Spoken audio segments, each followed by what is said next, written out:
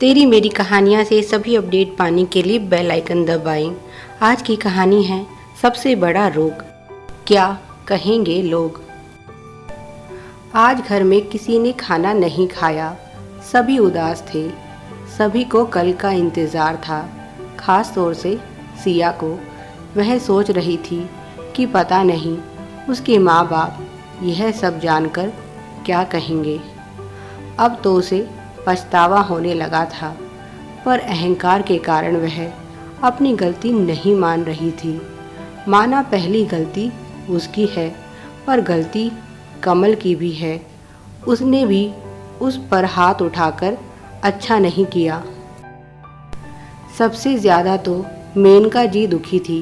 वह सोच रही थी अपने समधी समधन को क्या मुंह दिखाऊंगी, क्या कहूँगी उनसे कि मेरे कारण बेटे बहू में इतना बड़ा झगड़ा हो गया कि बहू घर छोड़ने की नौबत आ गई। वे सोचने लगी उनका यहाँ आने का फैसला ही गलत था।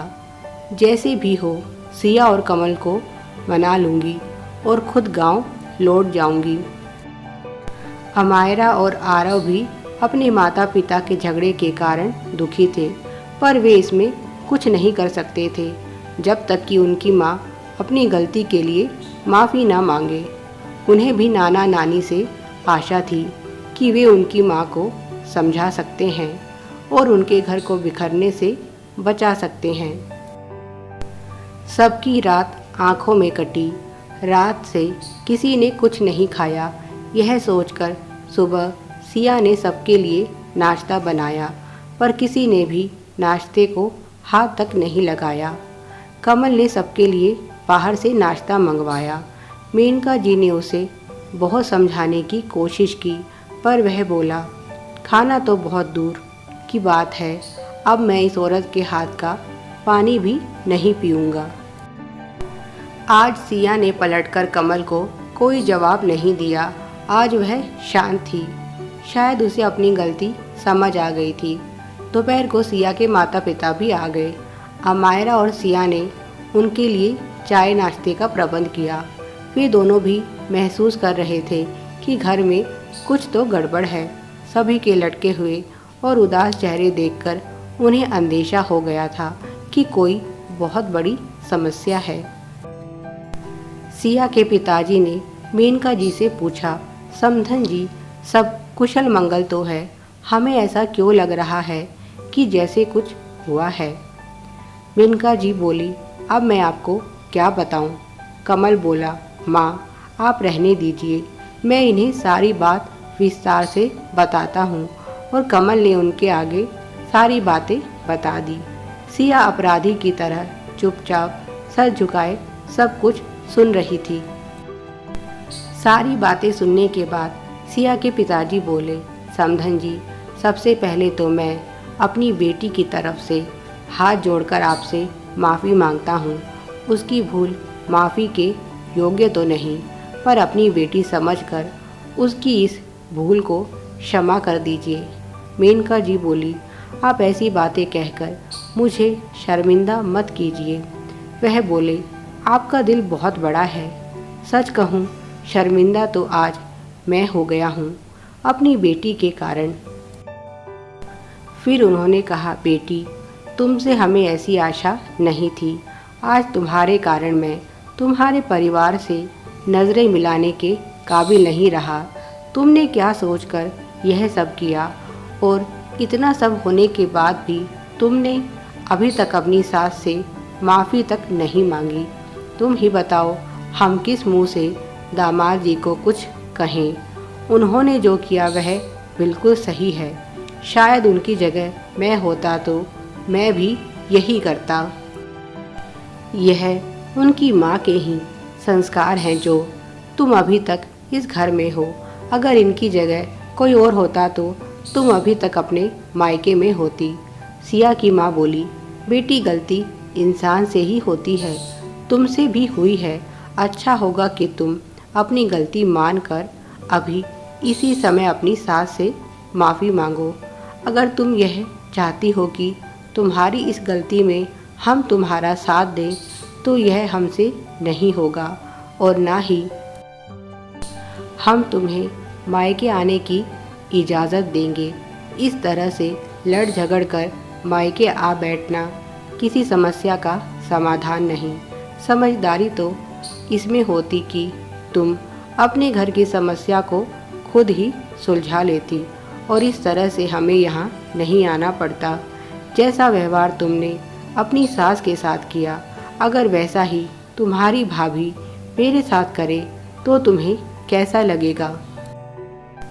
कल को लोग मेरे बारे में ऐसी बातें कहेंगे तो तुम उन पर यकीन कर लोगी? जानती हो, इस दुनिया का सबसे बड़ा रोग है क्या कहेंगे लोग। जो अपनी बुद्धि के अनुसार ना चलकर लोगों के कहे अनुसार चलते हैं, उनका तो सर्वनाश निश्चित है। दूसरों की सुनोगी तो कभी अपनी ज़िंदगी नहीं जी सकोगी, क्योंकि हम चाहे कितनी भी कोशिश कर लें, सभी को खुश नहीं कर सकते। इसीलिए दूसरों के कारण अपने घर में कलेश करने की ज़रूरत नहीं है। सिया निरुत्तर हो गई। उसने शर्म से सर झुका लिया। उसकी चुप्पी को समझकर उसकी माँ उठी और सिया और मेनका जी दोनों का हाथ पकड़कर दूसरे कमरे में ले गई। कमरे में पहुँचते ही सिया ने मेनका जी के पैर पकड़ लिए और उनसे माफ़ी मांगने लगी। माँ, मुझे माफ़ कर दो, मैं लोगों की बातों में आ गई थी, मैंने बहुत बड़ा पाप किया है। रो रो के सिया का बुरा हाल हो रहा था।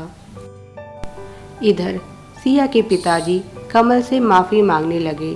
कमल बोला, पिताजी, इसमें आपकी तो कोई गलती नहीं, इसीलिए आप माफ़ी मांगकर मुझे शर्मिंदा मत कीजिए। मैं अपनी माँ का दिल नहीं दुखाना चाहता। मैं जानता हूँ अगर सिया यहाँ से चली गई तो वह मुझसे बहुत नाराज़ हो जाएंगी। इसीलिए मैं सिर्फ इतना चाहता हूँ कि वह अपनी गलती को माने और माँ से माफ़ी मांगे। मेनका जी ने सिया से कहा, बेटी, मेरे दिल में तुम्हारे लिए कोई दुर्भावना नहीं, पर हमें इस तरह से कान का कच्चा नहीं होना चाहिए। तुम खुद ही देख रही हो, तुम्हारी छोटी सी गलती के कारण आज तुम्हारा परिवार कितनी बड़ी परेशानी में पड़ गया है।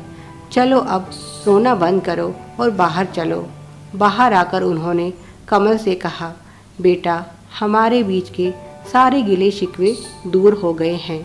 मैं चाहती हूँ अब तू भी बहू को माफ़ कर दे और बच्चों, अब तुम भी अपनी माँ को माफ़ कर दो।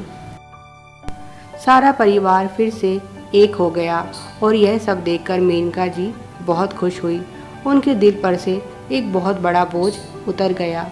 उन्होंने कहा, बेटा, अब मैं नहीं चाहती मेरे कारण फिर से तेरी गृहस्थी में कोई अड़चन आए। मैंने फैसला कर लिया है, मैं कल ही गांव चली जाऊंगी। कमल कुछ कहता उससे पहले ही सिया बोल पड़ी, माँ जी, अगर आप इस तरह से चली गई तो मैं समझूंगी कि आपने मुझे दिल से माफ़ नहीं किया। मुझे प्रायश्चित करने का मौका तो दीजिए। मैं आपसे वादा करती हूँ फिर कभी आपको शिकायत का मौका नहीं दूंगी। एक बार अपनी इस बेटी पर विश्वास करके देखिए। सिया के माता पिता भी बोले, नहीं समधन जी, यह आपका घर है, आप कहीं नहीं जाएंगी। बच्चों के सर पर बड़े बुजुर्गों का आशीर्वाद रहना बहुत ज़रूरी है। अगर आप गांव चली गई तो हम सिया से ना तो कभी बात करेंगे और ना ही उसे कभी माफ़ करेंगे। यकीन मानिए, आप जैसी माँ का दिल दुखाकर सिया कभी सुखी नहीं रह सकती। सभी के आग्रह करने पर मेनका जी मान जाती हैं। आज मेनका जी अपने परिवार के साथ हंसी खुशी रह रही हैं। उनकी सुरेश जी से दोस्ती और गहरी होती जा रही है। अब ना तो उन्हें सोसाइटी वालों का और ना ही किसी और का डर है कि लोग उनके बारे में कैसी बातें करते हैं। उनके परिवार को उन पर विश्वास है और उनका परिवार उनके साथ है। लोगों का क्या है, लोगों का तो काम ही होता है कहना। अगर दुनिया की बातें सुनेंगे तो कभी अपनी ज़िंदगी नहीं जी सकेंगे। Please like, share and subscribe. Thanks for watching.